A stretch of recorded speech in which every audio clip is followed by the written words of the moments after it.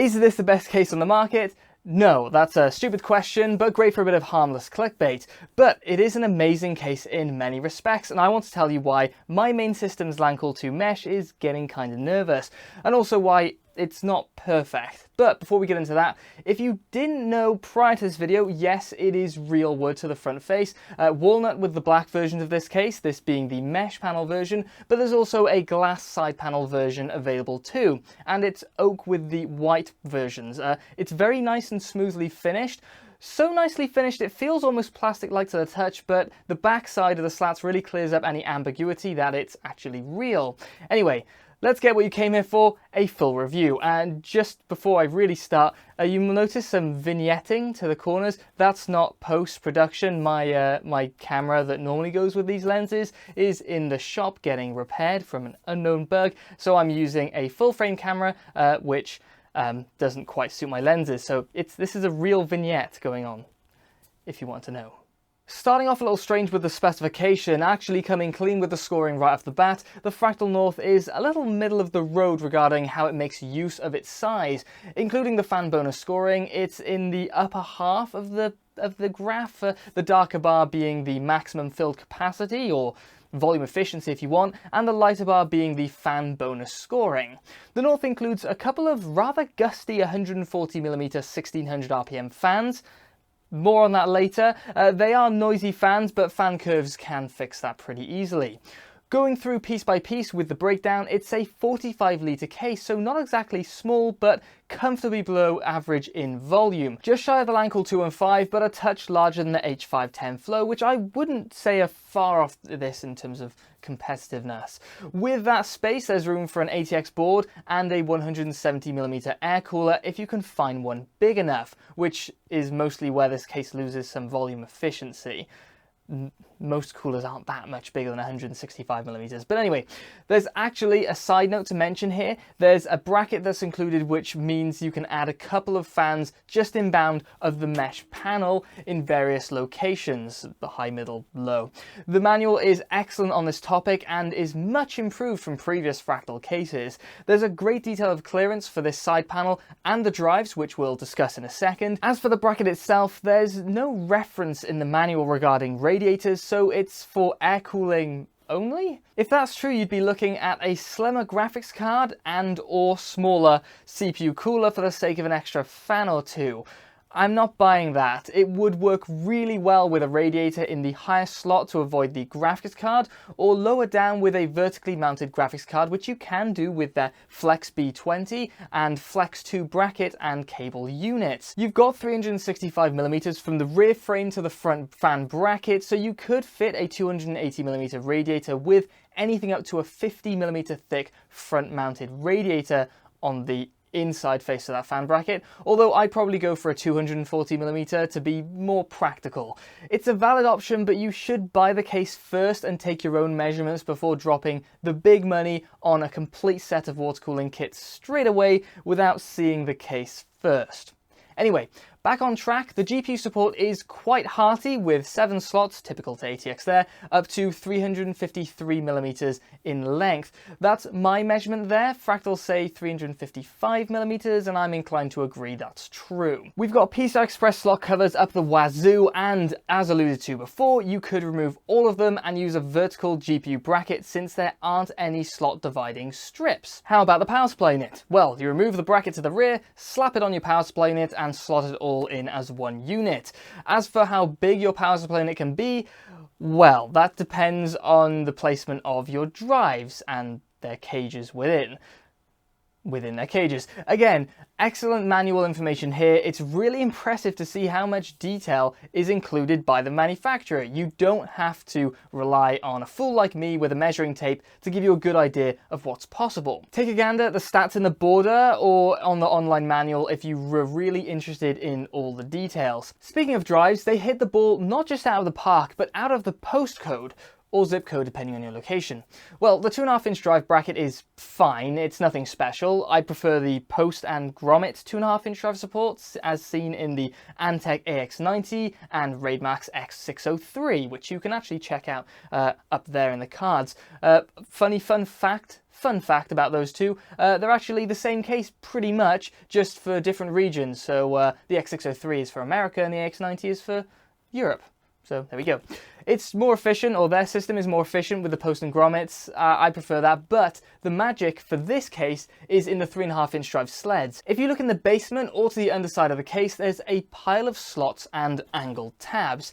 These are the various positions for the drive sleds noted in the manual. The angled tabs just make accessing the screw with a screwdriver a little easier. Each sled can take a 3.5-inch drive in 2 different orientations, or a 2.5-inch drive, which is very normal. Or you can squeeze both a 2.5-inch and 3.5-inch drive onto one, and not only can you slot 2 of these side by side on the floor of the basement, you can also slot one of them on the ceiling. Now you can get more if you need, well, one more if you need, but since they only provide 2 sleds, enough for most admittedly, I can only include the capacity of 2 and the 2 2.5-inch drives on the other bracket in my spreadsheet and the specification scoring. That gives you up to 2 3.5-inch drives and 4 2.5-inch drives, which is excellent and very flexible. Anyway, drive support in this thing is awesome. Now for the fans and radiators. I've already talked about the optional side brackets, so outside of that, the support is very average, but something that's above and beyond the normal is a space for an 80mm fan fixed to the PCI Express slot.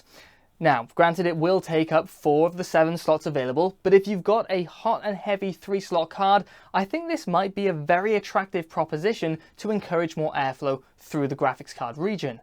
I mean, there's so many big 3-slot cards around, so sounds like a good idea. Anyway, let's touch on some build quality and installation ease points before getting into the performance.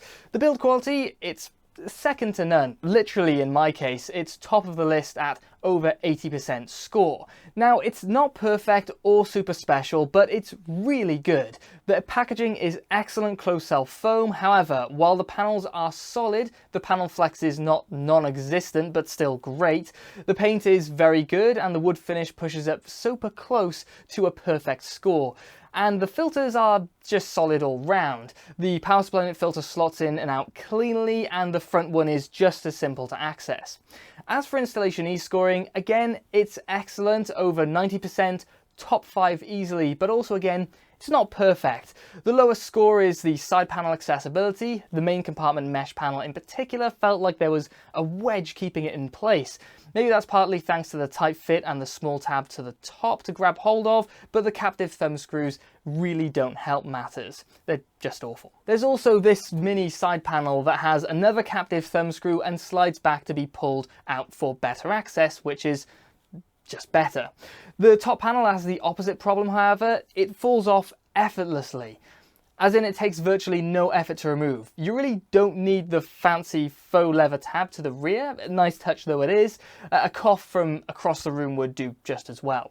The front panel though, it's just great. It pops off and on really easily, very positive feedback, and access to the filter is very nicely done. Overall, not terrible, but it's not amazing either. I don't think there's much of note to say regarding the motherboard section, minus the post in the center, which is great. There's also very good access to the rear of the socket for cooler bracket access. The power supply unit is really well done, and likewise the drive and graphics card areas. So that's the overview done. Let's discuss performance. Now, while I test with my NZXT grid for better fan control, you do get a 4-way splitter, or hub maybe, that's included with the case, so you can link everything to that and then hook that up to your CPU fan header or equivalent, amperage depending. The fans also have daisy chain pass-through connectors, so you can probably use the hub for all of your fans, virtually speaking. Anyway, the initial testing with the stock fans at full speed to get the most performance and noise out of the case yielded excellent CPU temperature results and excellent GPU temperature results, which leads to some very low overall average temperature results. However, there's a very good reason it's performing this well, and that's because it also managed to raise the dead in the same process. At an average RPM of 1660 between the two 140mm fans, it was throwing out 47 dBA at 40 centimeters. Wait a minute. 1700 RPM, 4-pin, 140mm fans. They're supposed to be 1000 RPM, 3-pin, 140mm fans. At least that's what the manual says anyway. I only realised this after all the testing, which makes this a little confusing. The website says it includes 2 Aspect 14 PWM fans, which matches the fans I've actually got here. So, okay, here's the situation. Somewhere along the line, the specification of the fans changed from the previous 1000 RPM fans, or 1000 RPM 3-pin fans, which was when this manual was printed, to the 1700 RPM fans we have now, which matches the online manual that you can download. So I think this is up to date with the current spec, but be aware that there's potential that you could get some older units with maybe the 1000 RPM fans. Potentially. Anyway, considering the average temperature at full fan speed was equal to the H510 flow, which is very near the quietest case on the board at full speed, the North is not exactly doing very well. You could always turn the fan speed down, so let's turn the fan speed down and do some noise normalized testing. All cases outputting the same noise level. A couple of points to be made here. Some cases aren't loud enough for the noise normalized testing at 37.5 dBA at 40 centimeters from the front side edge of the case, 45-degree angle. So some cases need an extra fan here and there to make them loud enough to meet this criteria. I've also been requested to include more fan setups in my testing to get a better idea of best performing setups, so I did some extra testing with an extra rear exhaust fan under the noise normalized criteria. And to my surprise, the stock 2 fans versus those fans and an extra 120mm Noctua NF F12, both setups outputting 37.5 dBA at 40 centimeters, you're only getting about a 1 degree improvement in performance across 2 tests and both CPU and GPU. So not exactly a lot to be gained with the extra fan, which is surprising. Anyway, since the 2 stock fans are loud enough for noise normalized testing, let's compare them in the Fractal North to other cases. So here we go, all cases producing the same noise level. The North isn't performing quite as well as it did in the full speed testing in the CPU temperature department. It's not doing terribly, but it's lagging behind other cases like the Torrent Compact with its super quiet 180mm fans. It's doing better in the GPU thermals department though. Now, while it does look like it's not doing that much better than the worst cases here, bear in mind where the CPU results have a clock speed and voltage pinned throughout the testing at all temperatures, the GPU has some more variability in it. It's harder to pin that down to voltages and all that kind of nonsense. All that kind of very sensible stuff. So in reality, small improvements in temperature are also yielding small improvements in clock speed and everything that goes along with that. Average temperature, it's 5th best, and what's interesting in the fan speed is it's nearly identical to that of the H510 Flow's stock fans, which overall performed better. But anyway, overall it's got a very good score at almost 90%, not to be sniffed at. So here we go, final scores now, all categories added up. The North is in 2nd place, which is excellent.